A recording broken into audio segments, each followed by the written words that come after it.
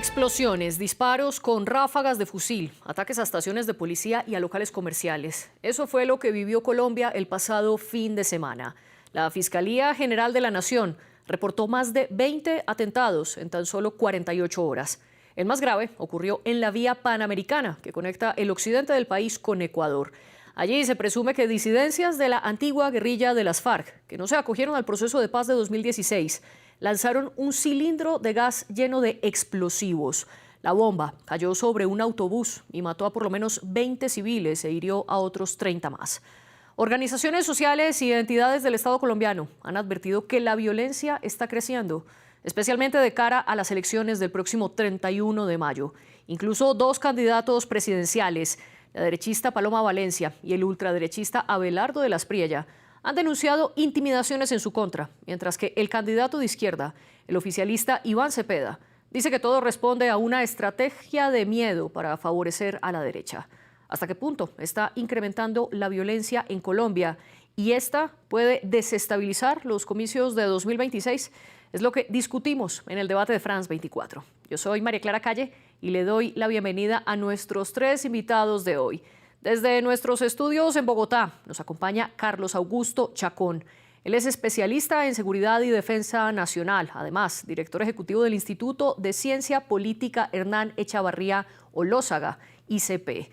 También nos acompaña desde cerca de la capital colombiana, Pastor Alape, firmante del Acuerdo de Paz, coordinador general de la implementación del Acuerdo de Paz del componente Comunes, el partido político que conformaron los antiguos integrantes de la exguerrilla de las FARC. Y desde Medellín se conecta Omar Bula Escobar, analista político e internacionalista. Bienvenidos ustedes tres, un placer compartir este espacio también con ustedes y por supuesto con nuestra audiencia. Los invito a que nos sigan en redes sociales. Estamos como @France24-ES, mi cuenta personal es @MariaCleaguirre y todos los episodios del debate de France 24 en español los pueden escuchar también a través de Apple Podcasts, Spotify, Deezer y TuneIn. Carlos Augusto Chacón, comienzo con usted. Bienvenido, como decía antes. Y empecemos por entender, ¿este repunte de violencia que estamos viendo puede ser típico, normal o es totalmente atípico a lo que está acostumbrada Colombia previo a unas elecciones? No, este es el resultado de los efectos de la política de paz total, que creó toda serie de incentivos perversos para que los grupos criminales crecieran en hombres, en capacidades, para que se expandieran las rentas ilegales que han llevado a que las dinámicas de violencia hoy no solamente se den en zonas periféricas o rurales, sino incluso en las ciudades capitales. Y estamos viendo claramente, sí, una oleada terrorista con fines políticos, pero también estamos viendo el crecimiento de otros hechos violentos, de otros repertorios de violencia y acciones criminales, el incremento de la extorsión, de los homicidios. Entonces, no es algo atípico, es el resultado apenas esperado de una política que se basó únicamente en negociaciones y en diálogos sin tener una hoja de ruta clara, un estado final deseado. Y a 100 días de que termine este gobierno no vemos ningún resultado concreto de esa política de paz total distinta a lo que acabo de mencionar.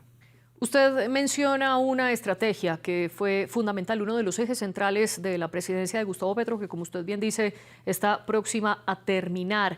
Y esa política es la paz total, en la que el gobierno de Petro intentó negociar con múltiples actores armados y grupos ilegales en el país. Usted dice entonces que lo que estamos viendo, este repunte de la violencia, responde al fracaso de la política de paz total. Pastor Alape, bienvenido usted también al debate de France 24. ¿Coincide con este punto? ¿Lo que estamos viendo es resultado del fracaso de la paz total? Muchas gracias por la invitación a poder comentar las preocupaciones frente a esta escalada de violencia que viene afectando fundamentalmente a la población civil. Aquí hay varios factores para tener en cuenta.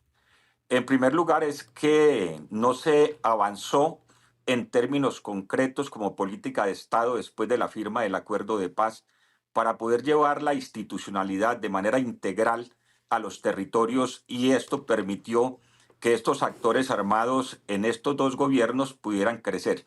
Seguimos insistiendo y desde mi propia experiencia es que la violencia de Estado tampoco funciona, es decir, la violencia gubernamental o la seguridad como una estrategia exclusivamente centrada en el fortalecimiento de las Fuerzas Armadas sin que ello implique que no hay que fortalecer la institución armada del Estado.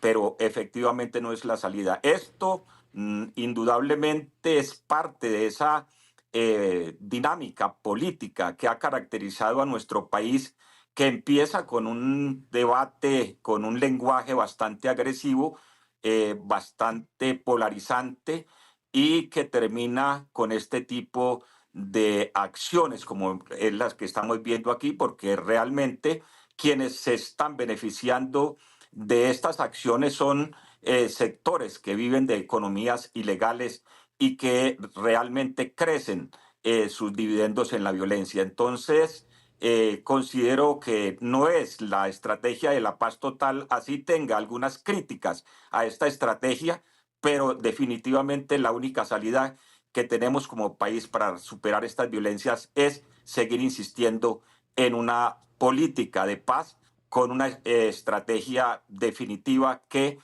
pueda, diríamos, presionar al actor armado para que detenga sus hechos de violencia contra la población civil.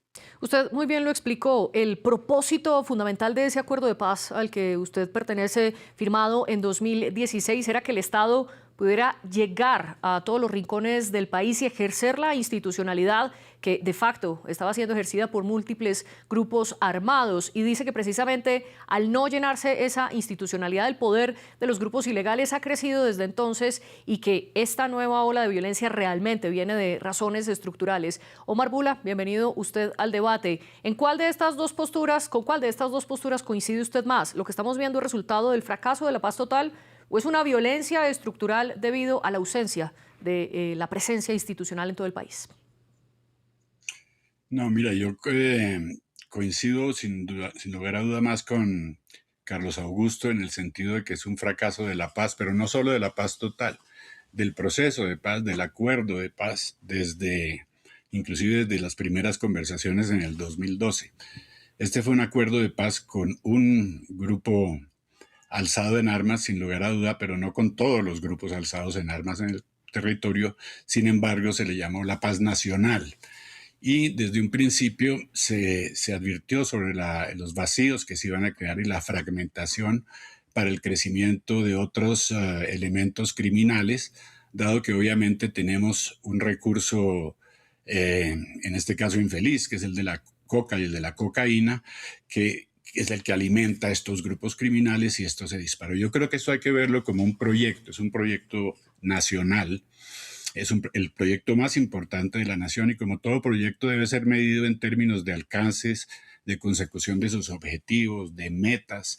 Y lo que vemos realmente es todo lo contrario a su objetivo principal, que es el de la paz. Ya llevamos 13 años, ¿sí?, en diálogos y en negociaciones, y lo que vemos es primero que todo, y lo más grave de todo, porque es el combustible de la guerra, es el aumento y que coincide gráficamente tanto con el proceso como con el acuerdo de paz. Las cifras de Naciones Unidas son claras. Pasamos de 48.000 hectáreas hacia el 2012 a 96.000 cuando se cierra el proceso de paz, a 250.000, es decir, hoy en día o más. Eso implica una multiplicación de 3, 4, 5 veces de la cocaína, que no es un problema solo nacional, sino un problema de crimen transnacional organizado que afecta a muchos países, el mundo entero, por no decirlo así. Ahora, si se trataba de paz, la violencia tampoco ha cesado. Colombia todavía tiene una tasa de 26 homicidios por 100.000, una de las más altas del mundo. 13 años hablando de paz y todo está yendo en sentido contrario. O sea que hay un problema básicamente de meta. Es un proyecto que no ha funcionado. Y yo creo que cuando hay un enfermo con un cáncer casi terminal como es el del crimen transnacional organizado y se le está dando el tratamiento inadecuado, insistir después de 13 años viendo que todo está funcionando precisamente en la dirección contraria, pues no me parece que sea la solución. Sí. El orden y la ley están ahí, ¿no es cierto? Hay que cumplirlos y las leyes de la República permiten, ¿sí?, ¿no es cierto?, manejar este tipo de situaciones. Como el señor Alape mencionó, no se trata ni de empoderar demasiado a las fuerzas militares ni de debilitarlas, pero sí que cumplan su papel, porque si no tenemos lo que vemos hoy, la violencia disparada, un país mucho más inseguro, uno de los países con los récords de violencia más altos del mundo, contaminando una región. América Latina tiene 8 o 9% de la población mundial y tiene 30% de los homicidios del mundo. Somos estamos muy afectados por todo lo que tiene que ver con el crimen transnacional organizado, que se basa en esta región, indudablemente en lo que tiene que ver con la droga y los avances que ha habido en el proceso de paz per se, tal vez con las FARC y con aquellos que llegaron al Congreso y todo, pero no ¿no es cierto?, con el universo de crimen organizado que incluye conexiones del EN y de muchas otras facciones con carteles mexicanos. Es el crimen transnacional organizado, eso no es un secreto para Sí, nadie señor Bula. y está ampliamente documentado. Ahora que hablamos de lo estructural, les propongo que nos movamos a mirar y discutir precisamente lo más reciente. Ya lo mencionaba antes, se reportaron entre 20 y 22 atentados en 48 horas. Incluso hay informes de 30 atentados en ese mismo lapso. Le quiero preguntar al señor Alape si sobre todo el de la vía panamericana ha sido el atentado más grave que ha vivido Colombia desde que se firmó el acuerdo de paz en 2016. Esta es una suma de hechos en la medida de que, insisto, el Estado no ha podido llegar de manera integral a los territorios, porque nos acostumbramos a exigirle a las fuerzas militares que presenten resultados y que puedan bloquear el accionar de estos grupos violentos. Y aquí no se trata solo de las fuerzas militares, se trata de la institucionalidad en su conjunto, la Fiscalía, la Defensoría del Pueblo, la misma Procuraduría, la Contraloría, es decir, que el Estado se volque, que era lo que nos planteábamos en el acuerdo que firmamos en 2016. Entonces, este hecho es contundente en el sentido de que aquí no hay una expresión política armada, sino una acción violenta que permite que las rentas ilegales que funcionan en esos territorios puedan seguirse manejando en beneficio de estos sectores que utilizan la violencia para fortalecer sus intereses económicos. No es solo en los temas de el crecimiento que ha tenido el tráfico de cocaína, sino además otras economías que están en el borde, pues, de acciones como o prácticas como la minería ilegal y la extorsión que ha crecido en estos territorios. Entonces, aquí lo que vemos es unos que tienen una intención clara, que es afectar población civil en el sentido de poder generar una crisis, digamos, de gobierno y de igual manera generar unas condiciones complejas en un momento o en una coyuntura electoral como la que vivimos. Voy a retomar ese último punto que usted menciona, que esto es para generar una crisis de gobierno y diferenciando que los grupos ilegales de ahora no tienen intereses políticos, sino intereses en sus negocios ilegales y sus rentas ilegales. Señor Chacón, ¿qué tanto esta ola de violencia puede desestabilizar las elecciones de presidencia y Congreso de 2026? Esto es el resultado de las fallas del actual gobierno. Y déjeme retomo una parte de lo que decía el señor Alape, y es: el Estado no ha llegado. Bueno, pues es que llevamos 4 años de un gobierno del cual el Partido Comunes hace parte en su coalición de gobierno. Y es que el Estado no son las entidades de control o los entes de control que él acaba de mencionar, es especialmente el Ejecutivo el que tiene que llegar a esos territorios, por un lado con la fuerza pública para garantizar el orden y el imperio de la ley y someter a los grupos criminales a la justicia, que es un mandato constitucional. No es que sea algo que hay un embeleco de un sector de la sociedad, no, es que esa es la responsabilidad de las funciones de un gobierno. Luego llega, por supuesto, la estabilización y la consolidación con las entidades del Estado en esos territorios. Claro que sí, pero es que llevamos 4 años del gobierno de Gustavo Petro, que se supone esa fue la oferta de valor que le hizo a esas comunidades y no ha llegado. Lo que quiere decir entonces que bajo esas premisas que él acaba de mencionar, lo cual pues parece evidente, es que estos repertorios y estas oleadas de terrorismo son el resultado de las fallas del gobierno de Gustavo Petro. Lo que buscan es desestabilizar el proceso electoral, pero por supuesto, es que lo hemos visto, las alertas de la Defensoría, las alertas de la Misión de Observación Electoral, la veeduría que hicimos nosotros en el Instituto de Ciencia Política. Damos cuenta de la forma en que los grupos criminales están presionando en determinados territorios a los ciudadanos, quienes no están pudiendo ejercer libremente su derecho al voto. Y estos son mensajes políticos. Y el mensaje político es, si hay un cambio, ¿cierto?, incrementaremos la violencia, porque esa es la tesis con la que nos han tenido en los últimos años, de que si hay un gobierno que decida enfrentarlos por la violencia legítima del Estado, haciendo uso de la fuerza legítima del Estado, entonces ellos van a subir los niveles de terrorismo y por lo tanto debemos quedarnos en una dinámica de unos acuerdos que no van a nada y que lo único que han llevado es a que esos grupos criminales se fortalezcan. Claro que se pueden leer de esa manera. Y entonces la respuesta, y termino con esto, es: nosotros vamos a permitir que el miedo que traduce ese terrorismo, porque eso es lo que ellos buscan, sembrar miedo y zozobra en la sociedad, nos determinen el resultado de las elecciones. Yo creo que los ciudadanos tienen que darse cuenta que las negociaciones no van para ningún lado, no han contribuido a que esos territorios hoy estén libres de violencia y de miedo, o que haya llegado realmente el desarrollo. Todo lo contrario, lo que estamos viendo son zonas que siguen siendo pobres, con economías ilícitas diversas, con grupos criminales que controlan a la población civil, que les imponen sus propias leyes, y un país cada vez más inestable.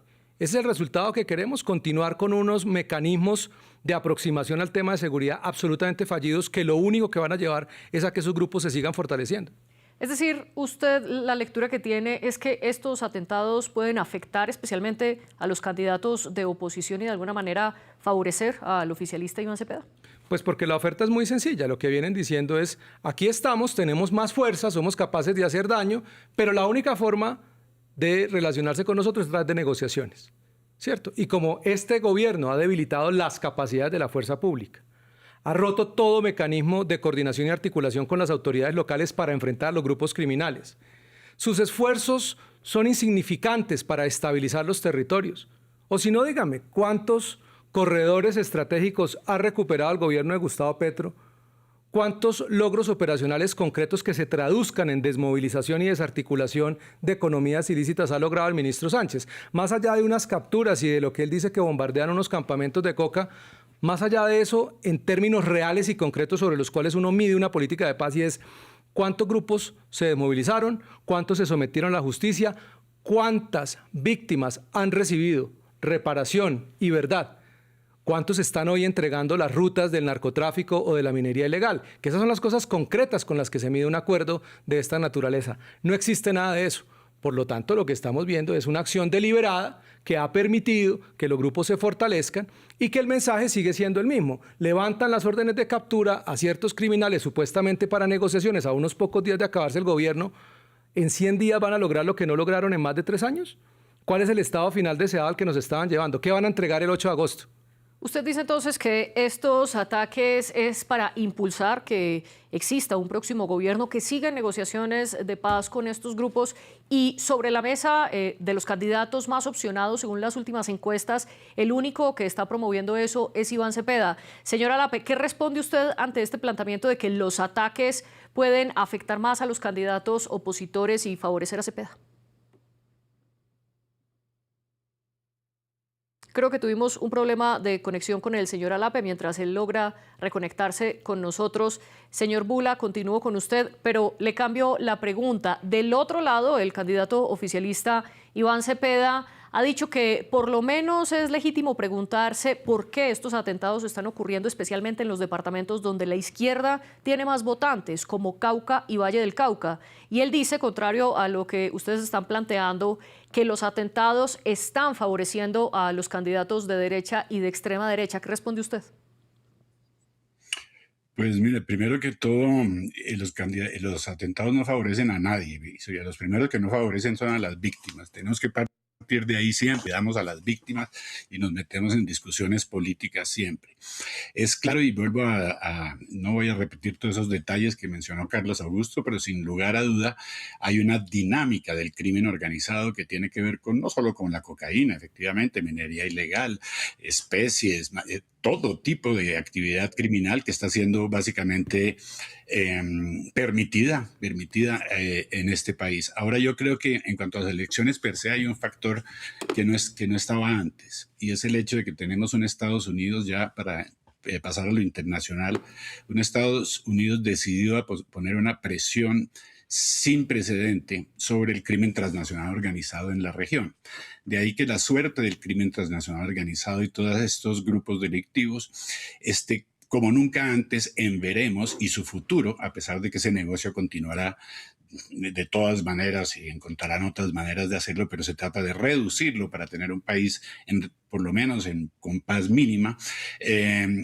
La cosa va a ser muy diferente. Estas elecciones no son iguales a otras. Estas elecciones son las que deciden en gran medida, y yo creo que desde el punto de vista político los ciudadanos deben verlo así. Esto no es ni siquiera izquierda, derecha o ultraderecha, que les fascina decir ultraderecha y utilizar estos términos extremistas, pero esto lo que es una batalla entre la ciudadanía del común y el crimen organizado.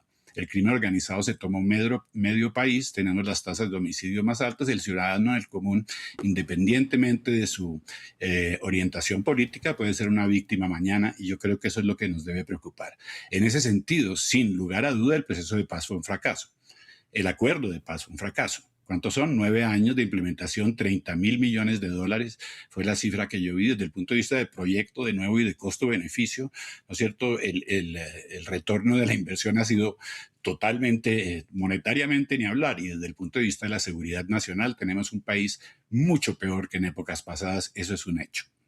Señor Alape, le preguntaba qué responde usted frente a los planteamientos de nuestros panelistas de que estos ataques, bueno, si bien el señor Bula decía que no hay ningún beneficiado con los atentados, que hay que pensar en la afectación de las víctimas, pero políticamente hay una pugna sobre quién podría sacar más partido electoral de estos ataques. Aquí lo que se ha discutido es que esto puede favorecer al candidato oficialista Iván Cepeda. ¿Qué responde usted?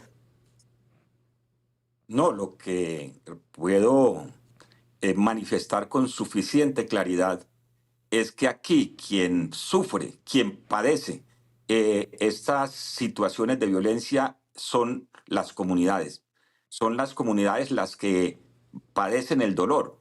Y indudablemente que nadie va a votar en lógica concreta de fortalecimiento y construcción de sociedad por un grupo o una fuerza política que plantee la violencia como parte de acumular fuerza política para acumular votos o simpatía para el voto.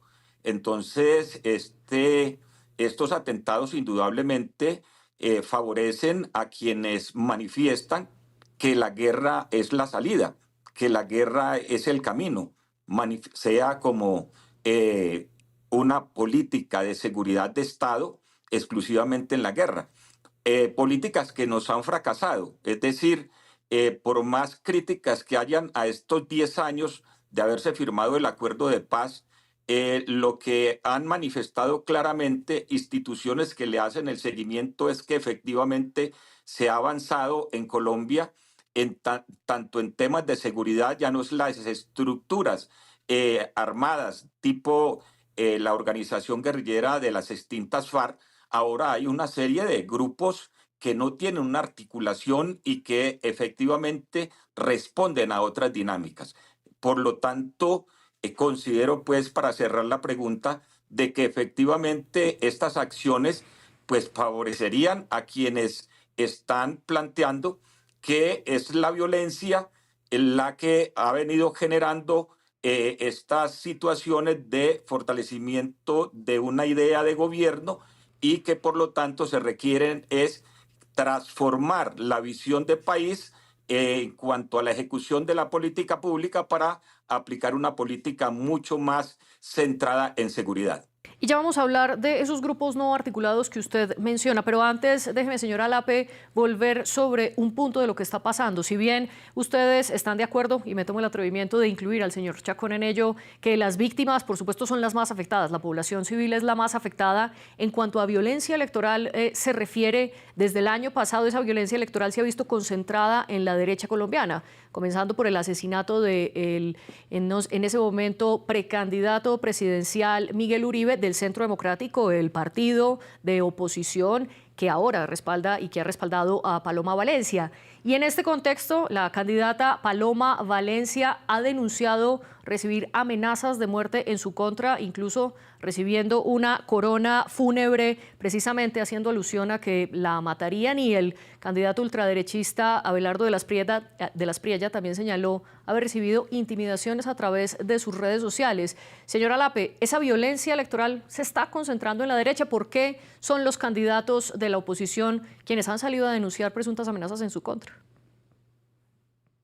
A ver, de pronto sí es una realidad que hay amenazas y que han crecido. Nosotros, firmantes de paz, son 480 asesinatos, 480 muertos. Pero además los líderes territoriales, promotores de paz, defensoras y defensores de derechos humanos en esos territorios también están siendo asesinados. Aquí no estamos ocultando una realidad concreta que hay de violencia y que en esta coyuntura electoral pues favorecen el discurso que reclama la guerra, el discurso que cierra cualquier posibilidad de que el país resuelva sus situaciones de violencia a partir de políticas distintas a las que históricamente hemos planteado, que hemos aplicado desde la visión de seguridad del Estado. Y efectivamente, aquí hay unos fenómenos de violencia muy complejos en esta violencia transnacional en los que no solo necesitamos el fortalecimiento del Estado colombiano, sino que necesitamos también coordinar con los demás gobiernos del continente para poder enfrentar estas amenazas. Pero efectivamente que en esta coyuntura cada bomba que revienta en este país favorece el discurso de la guerra.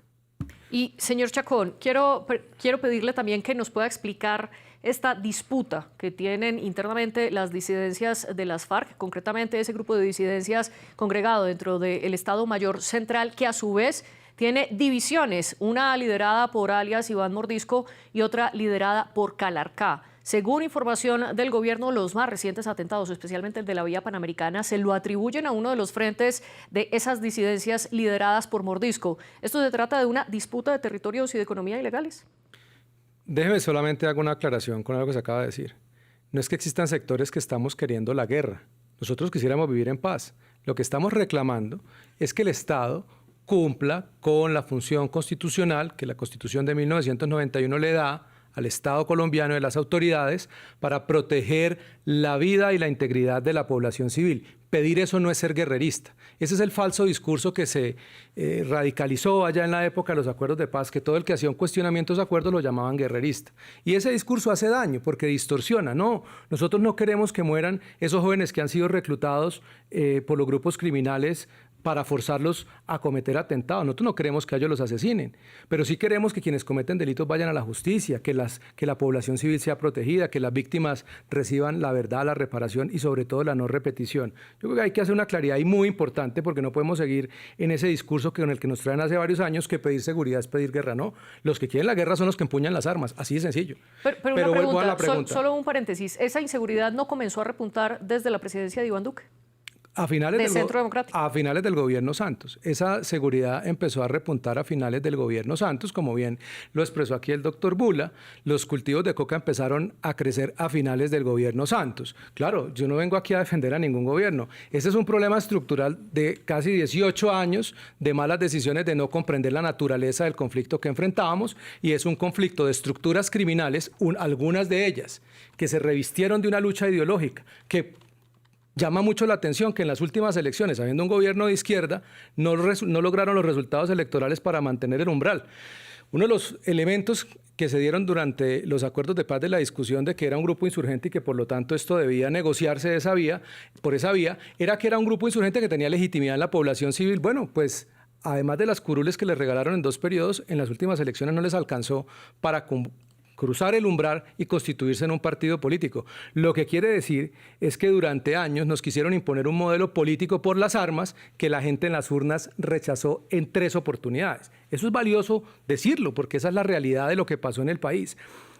Con el tema de las disidencias, claro.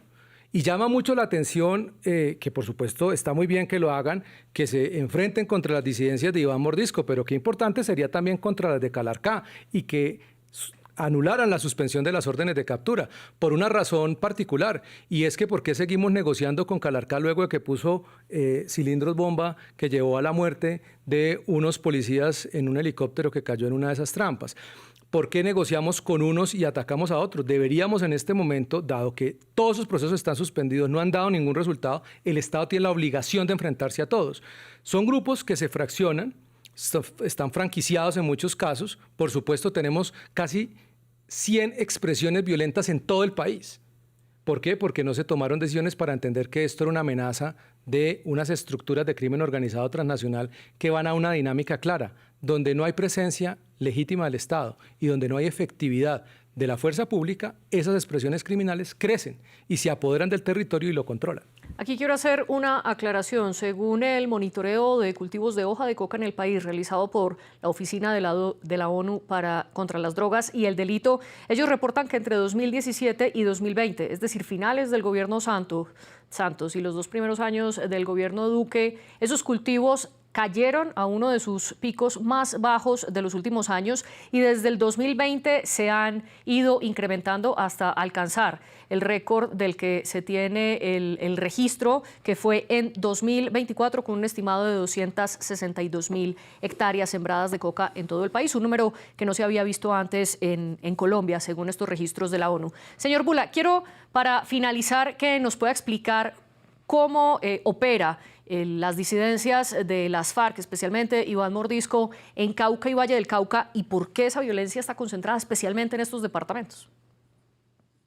Pues la cosa es obvio, ¿no es cierto? Primero lo de la ONU, que me lo rectifiquen, porque yo tengo varias gráficas que muestran lo contrario, que el crecimiento desde las 48.000, del 2012 al 2016 creció de 48.000 a 96.000, son cifras de ellos. Esto es el doble. Del 96.000 a la fecha efectivamente se multiplicó aún más, o sea que si los llamaron o algo.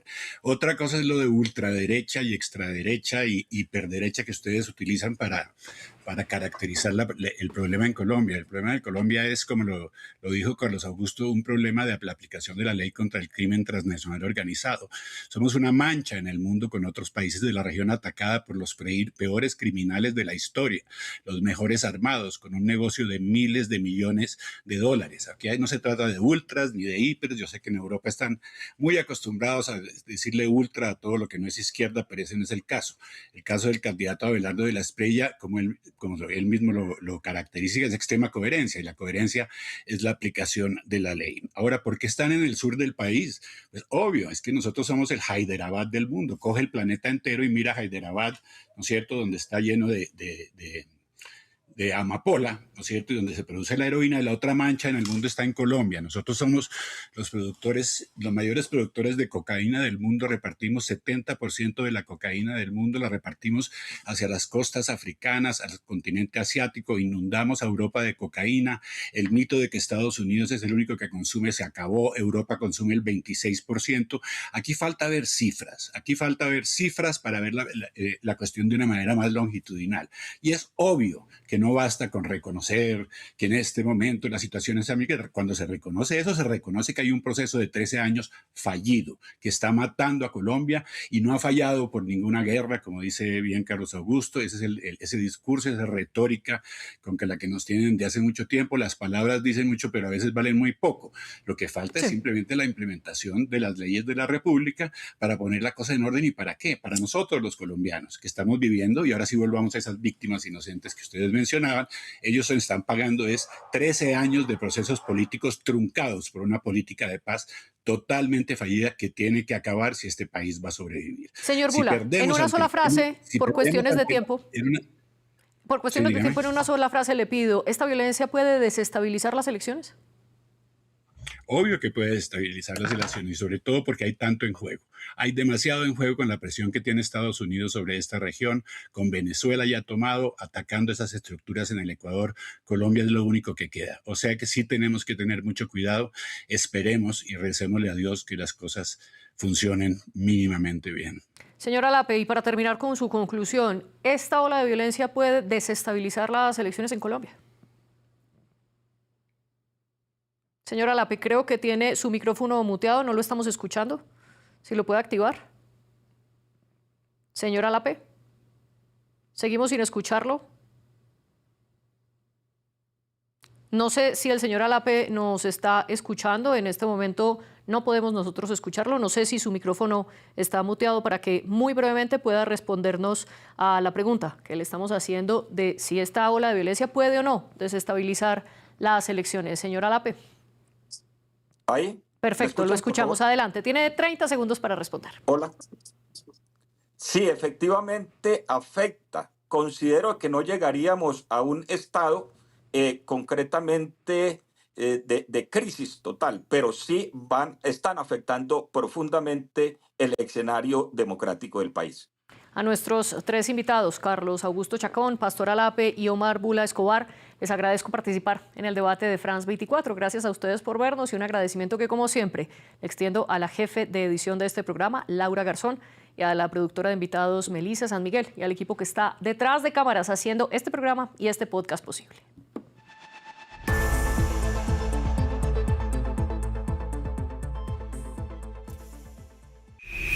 Política, economía, cultura y sociedad.